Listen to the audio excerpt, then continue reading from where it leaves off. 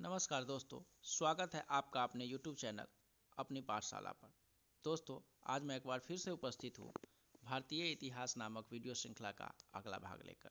दोस्तों, पिछले दो वीडियो में हम लोगों ने चर्चा की मराठा साम्राज्य के इतिहास के बारे में, जिसमें अभी तक हम लोगों ने छत्रपति शिवाजी महाराज और उनके बाद उनके पुत्र, उनके सौतेले पुत्र और उनके पौत्र यानी पोते के जो उनका शासनकाल रहा उसके बारे में चर्चा किया।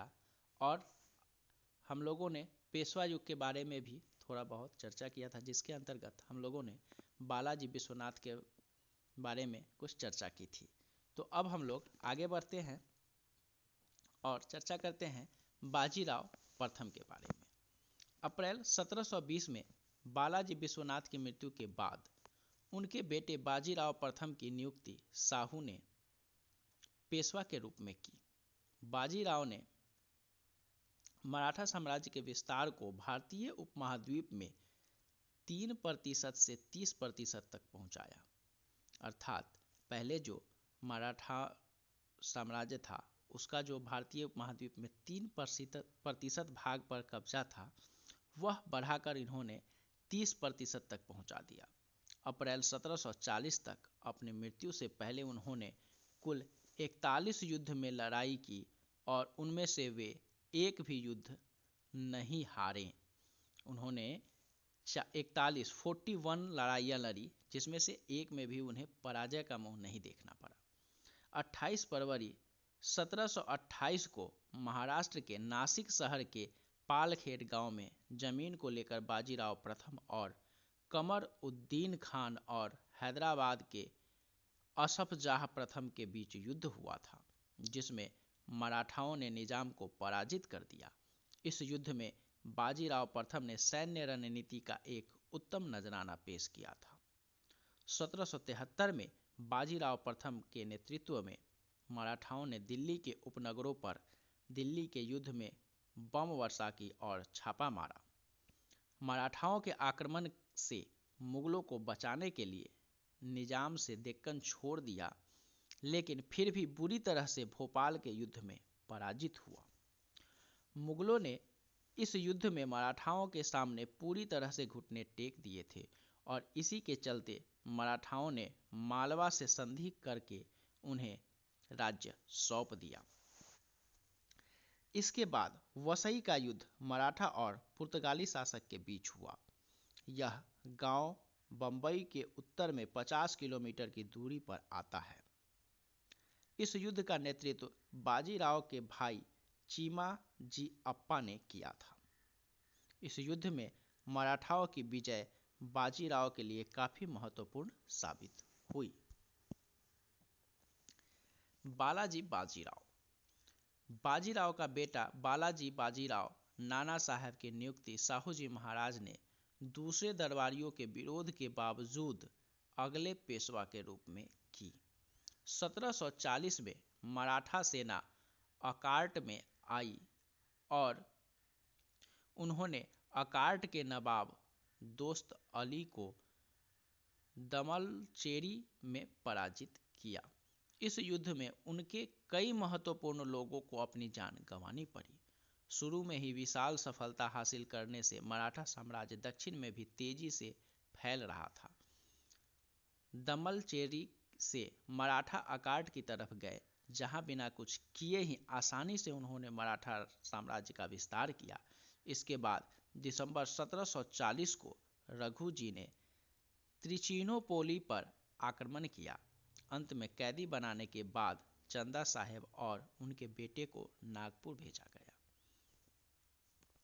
कर्नाटक के सफल अभियान के बाद त्रिचिनोपोली का युद्ध करके रघु जी भी कर्नाटक से वापस आ गए थे। इसके बाद 1741 से 1748 तक उन्होंने बंगाल में 6 अभियान चलाए, जिसके चलते रघु जी ओडिशा में भी अपने साम्राज्य में ओडिशा को भी अपने साम्राज्य में शामिल करने में सफल हुए और धीरे धीरे मराठा साम्राज्य ने ओडिशा, बंगाल और बिहार पर भी अपना प्रभुत्व जमा लिया। इसके बाद 1751 में बंगाल के नवाब ने रघु जी के साथ शांति का सौदा कर लिया और वार्षिक रूप में उन्हें 1.2 मिलियन रुपए देने का वादा भी किया। इसी समय में राजपूताना शासक भी मराठा साम्राज्य के प्रभुत्व में आ चुके थे। पानीपत का तीसरा युद्ध 1759 में सदाशिव राव भाऊ के नेतृत्व में मराठाओं ने उत्तर भारत में अफगान की वापसी के जवाब में अपनी विशाल सेना उत्तर की तरफ भेजी। भाऊ की सेना को दूसरे मराठे शासकों को सेना जैसे होलकर, सिंधिया, गायकवाड़ और गोविंद पंत बुंदेले की सेनाओं के वजह से और ज्यादा बल मिला। इस तरह मराठाओं ने कुल 1 लाख सैनिकों की विशाल सेना बना रखी थी ताकि वे दिल्ली की मुगल सल्तनत को दोबारा हासिल कर सके। पहले भी कई बार हो चुके आक्रमणों की वजह से दिल्ली काफी प्रभावित हो चुकी थी। इस युद्ध में मराठाओं ने पेशवा के बेटे विश्वासराव को मुगल सिंहासन पर बिठाने की योजना बना रखी थी। इसके बाद 1760 में निजाम को पराजित करने के बाद मराठा सैनिकों की ताकत तो और भी बढ़ गई थी और उनका साम्राज्य भी 28 लाख किलोमीटर एकड़ तक फैला हुआ था। उस समय अवध के अहमद शाह दुर्रानी ने मराठाओं को दिल्ली से निकालने में सहायता की, जिसके चलते 14 जनवरी 1761 को मराठा और मुस्लिम शासकों की विशाल सेनाएं एक दूसरे पर टूट पड़ी और इस प्रकार पानीपत के तीसरे युद्ध की शुरुआत हुई। इस युद्ध में मराठाओं को हार का सामना करना पड़ा, जिसके चलते उनके साम्राज्य के विस्तार में रुकावट आ गई थी। इसके बाद जाट और राजपूत भी मराठाओं की सहायता नहीं करते थे। इस परिणाम के बाद बहुत से शासकों ने मराठाओं की सहायता करने से इनकार कर दिया था। इतिहासकारों ने भी मराठाओं की काफ़ी आलोचना की थी। एक समय जहां मुस्लिम शासक अब जाट के नाम पर एक हो रहे थे, वहीं इस समय हिंदू शासक एक दूसरे से अलग होने लगे थे। इसके बाद मराठाओं ने भी जाट और राजपूतों पर कड़वे शब्दों का प्रहार किया और इसके चलते दोनों के बीच तनाव की स्थिति उत्पन्न हुई। इसके बाद भरतपुर के राजा सूरजमल ने भी मराठाओं का त्याग किया और कुछ राजपूत शासकों ने तो मराठा सेनाओं में भी अपने सैनिकों को निकाल दिया। इन सभी परिस्थितियों के चलते भाऊ की सेना काफी कमजोर पड़ चुकी थी। पेशवा माधवराव प्रथम मराठा साम्राज्य के चौथे पेशवा थे। उनके शासनकाल में मराठा साम्राज्य का पुनर्गठन किया जा रहा था। मराठा साम्राज्य में उन्होंने एकीकृत सेना की तरह काम किया और निजाम को पराजित करने के लिए दक्षिण की तरफ चल दिए। उन्होंने अपने मुख्य शूरवीरों जैसे भोसले, सिंधिया और होलकर को उत्तर में मराठा साम्राज्य के विस्तार के लिए भेजा, जहां उन्होंने 1770 में के शुरू में ही मराठा साम्राज्य का पुनर्गठन और विस्तार कर लिया था। मराठा साम्राज्य विस्तार की चरम सीमा पर था। उन्होंने भारतीय उपमहाद्वीप के बहुत से भागों पर अपना प्रभुत्व जमा लिया था। बहुत से क्षेत्रों को हासिल करने के अलावा मराठाओं ने बहुत सी सहायक नदियों को भी जोड़ रखा था, जिनसे उन्हें काफी आय भी हुआ करती थी। मराठा साम्राज्य ने हैदर अली और टीपू सुल्तान की मैसूर सल्तनत, अवध के नवाब, बंगाल के नवाब, हैदराबाद के निजाम और अकाट के नवाब को पराजित किया। चौथ कर के रूप में मराठाओं को दिल्ली, अवध, बंगाल, बिहार, उड़ीसा, पंजाब, हैदराबाद, मैसूर, उत्तर प्रदेश और राजपूत से पैसा मिलता था। 1752 में अवध के नवाब सफदरजंग ने मराठाओं से प्रार्थना की थी कि वे अफगानी रोहिला को हराने में उनकी मदद करें। इसके बाद 1752 में मराठी सेना ने अफगान रोहिला को पराजित करने के लिए पुणे छोड़ दिया और पूरे रोहिलखंड, वर्तमान उत्तर पूर्वी उत्तराखंड पर अपना प्रभुत्व जमा लिया।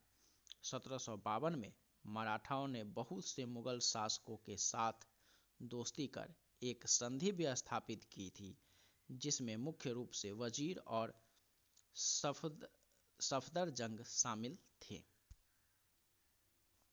लेकिन बदले में ये दोनों मराठाओं को पंजाब और सिंध से जमा की हुई चौथ कर दे देते थे और साथ ही उन्होंने मराठाओं को अजमेर और आगरा की सूबेदारी भी दे रखी थी। इसके बाद 1758 में मराठाओं ने उत्तर पश्चिम में अपने साम्राज्य का विस्तार करने की शुरुआत की और अपनी सीमा को अफगानिस्तान से तक फैलाया। उन्होंने आसानी से अहमद शाह अब्दाली की अफगान सेना को पराजित कर दिया। उस समय अफगान की सेना में तकरीबन 25,000 से 30,000 सैनिक थे, जिनमें अहमद शाह दुर्रानी का बेटा तिमूर शाह भी था, जो सेना का नेतृत्व कर रहा था। मराठाओं ने इसके बाद बहुत से अफगान साम्राज्यों को लूटा और वहां अपना प्रभुत्व जमाया। इनमें मुख्य रूप से लाहौर, मुल्तान, डेरा गाजी खान, पेशावर और पंजाब शामिल है। संघीय युग में महदजी सिंधिया ने मराठा साम्राज्य का पुनर्गठन भारत के उत्तरी भाग में किया, जिसे उन्होंने पानीपत के तीसरे युद्ध के बाद खो दिया था।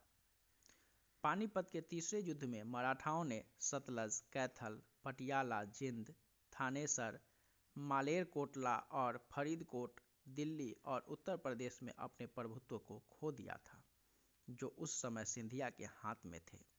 और अंत में 1803 से 1805 में दूसरे एंग्लो मराठा युद्ध में मराठा अपने प्रदेशों को ईस्ट इंडिया कंपनी के खिलाफ बचा नहीं पाए। तो दोस्तों, इस तरह से मराठा साम्राज्य के इतिहास पर जो आधारित हमारा वीडियो था वह यहीं पे समाप्त होता है। Thanks for watching friends. दोस्तों, अगर यह वीडियो आपको अच्छा लगा हो तो इसे लाइक करना ना भूलें, इसे ज़्यादा से ज़्यादा शेयर करें और चैनल को सब्सक्राइब करें। नमस्कार दोस्तों, मिलते हैं अगले वीडियो में। तब तक के लिए धन्यवाद।